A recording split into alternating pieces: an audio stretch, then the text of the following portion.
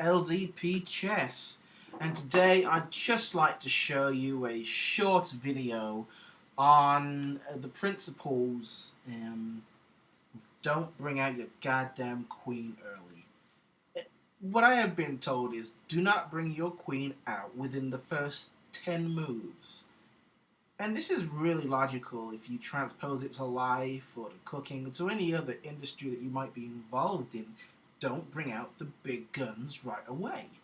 You've got to know the situation, know thy enemy, make sure you know thyself, the terrain, the routes for supplies. There's so many reasons not to make this mistake. So I'm white in this game and I start off with the classic E4. Which is responded to by D5, immediate challenge, which I take. E takes on D5. So here's the mistake and the reason that I'm making this video here today.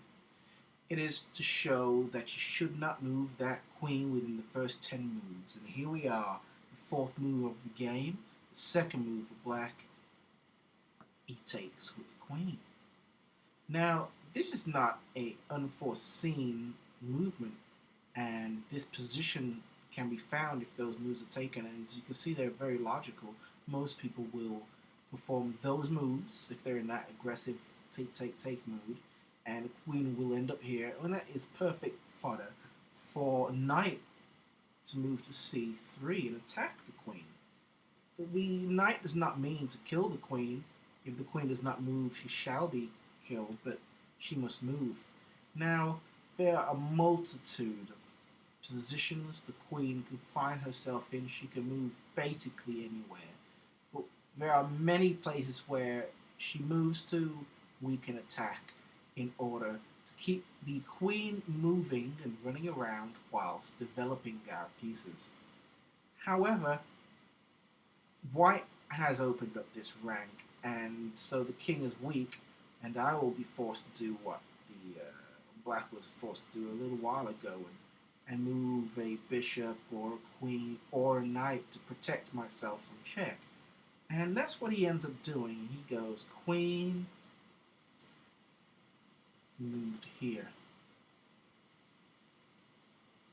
and says check. Now, I move my bishop. There's a trick here. The bishop now has, instead of this one line of power reaching from F1 to A6, he now has from E2 to G6 and from E2 to H5. And so the power of the bishop is doubled. Although the bishop is pinned, I have to fix that later. But for this moment in time, necessity keeps the bishop here, but the bishop is pretty much powerful. Let me stop bragging about how great my move is. His move, his response to this is queen to C6. Right here. And let's take a look at this move. He's attacking this pawn that no longer has the bishop to protect it, perhaps gaining him a rook. I just go bishop to b5. And this is really the end. The game continues, but at this point, there's nothing he can possibly do. He's lost this queen. And before the game is even done, he's lost the queen, and he has developed no other piece whatsoever.